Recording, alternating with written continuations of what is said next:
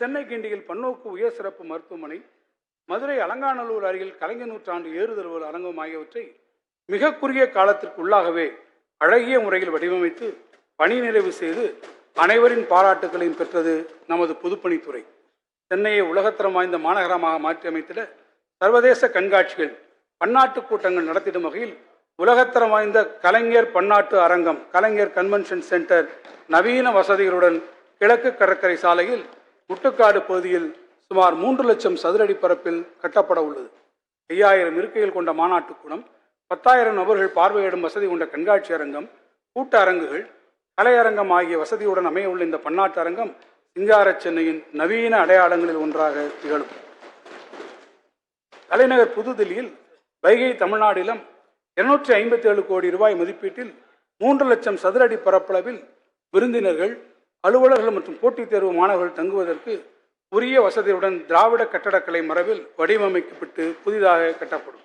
தமிழர்களின் தொன்மையான வரலாறு, பண்பாடு மற்றும் கலைகளை ஒரே இடத்தில் அரங்கேற்றம் செய்யும் வகையில் நாட்டுப்புற கலைகள், சிற்பங்கள், கைவினை மற்றும் கைத்தறி பொருள்கள், தமிழ்நாட்டின் மரபுசார் தாவரங்களை உள்ளடக்கிய பசுமை பரப்புகள் ஆகியவை காட்சிப்படுத்தப்படும்.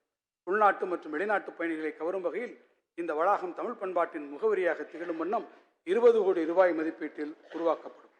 புராதன கட்டடங்களை பழமை மாறாமல் புதுப்பிக்கும் பணிகளுக்கென இந்த ஆண்டு 50 கோடி ரூபாய் ஒதுக்கப்பட்டு தஞ்சாவூர் மாவட்டத்தில் ஒரத்தநாட்டில் உள்ள முத்தம்மாள் சத்திரம், திருவையாற்றில் உள்ள 100 ஆண்டு பழமையான திருமண மண்டபம், சென்னை சேப்பாக்கத்திலே உள்ள இயக்குநர் அலுவலகம் மற்றும் ஈரோடு கொடுமுடியில் உள்ள நெடுஞ்சாலைத்துறையின் பழமையான பயணியர் விடுதி, சென்னை கிண்டி பொறியியல் கல்லூரி புராதன கட்டட குவிமாடம் ஆகியவை பழமை மாறாமல் புதுப்பிக்கப்படும். பல்வேறு அரசு அலுவலகங்கள், பள்ளி கல்லூரி கட்டடங்களின் வடிவமைப்பில் உலகளவில் வளர்ந்து வரும் நவீன போக்குகளையும் தமிழ்நாட்டின் கட்டிடக்கலை மரபுகளையும் கருத்தில் கொண்டு புதிய கட்டட வடிவமைப்பு கொள்கை ஆவணம் ஃபியூச்சர் ஆஃப் ஸ்பேசஸ் விரைவில் வெளியிடப்படும்.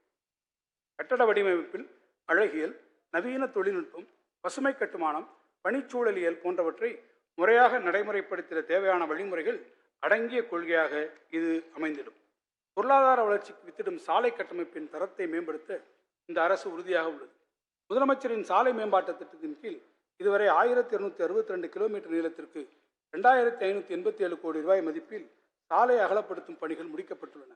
மேலும் 4881 கோடி ரூபாய் மதிப்பிலான பணிகள் மேற்கொள்ளப்பட்டு வருகின்றன. தமிழ்நாட்டின் முக்கிய நகரங்களில் போக்குவரத்து நெரிசலை குறைப்பதற்காக 2824 கோடி ரூபாய் செலவில் 16 புறவழிச்சாலைகள் அமைக்கும் பணிகள் மேற்கொள்ளப்பட்டு வருகின்றன.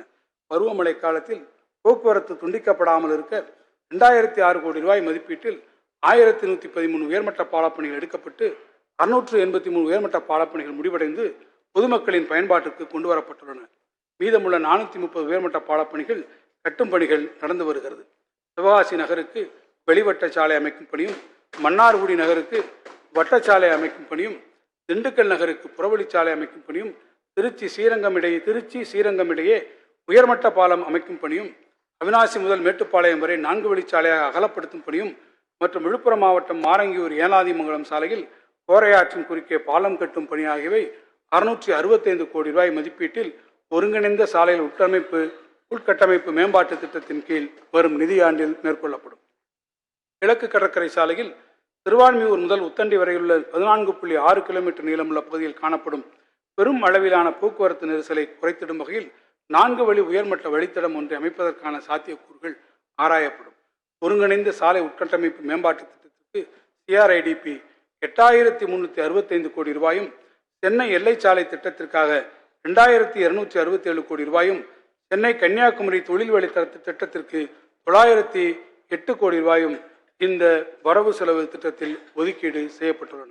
கடந்த 40 ஆண்டுகளாக பயன்பாட்டில் இல்லாத கடலூர் சரக்கு துறைமுகம் தற்போது 150 கோடி ரூபாய் செலவில் கூடுதல் வசதியுடன் மேம்படுத்தப்பட்டுள்ளது. மேலும் அத்துறைமுகத்தை ஆண்டு ஒன்றிற்கு சுமார் 35 லட்சம் டன் சரக்குகள் கையாளும் வசதி கொண்டதாக தரம் உயர்த்திட உரிய ஒப்பந்த புள்ளிகள் கோரப்பட்டுள்ளன. இதன் மூலம் தமிழ்நாட்டின் மத்திய மண்டலம் பெரும் பொருளாதார வளர்ச்சி பெறும்.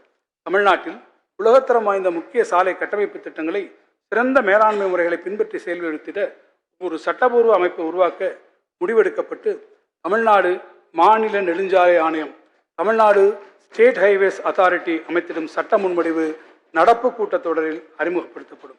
இதன் மூலம் அரசு தனியார் பங்களிப்புடன் மாநிலத்தில் சாலை கட்டமைப்பு வசதி வளர்ச்சிக்கான முதலீடுகளை பெருமளவில் ஈர்க்க இயலும். இந்த வரவு செலவு திட்ட மதிப்பீடுகளில் நெடுஞ்சாலைகள் மற்றும் சிறு துறைமுகங்கள் துறைக்கு 20,043 கோடி ரூபாய் ஒதுக்கீடு செய்யப்பட்டுள்ளது.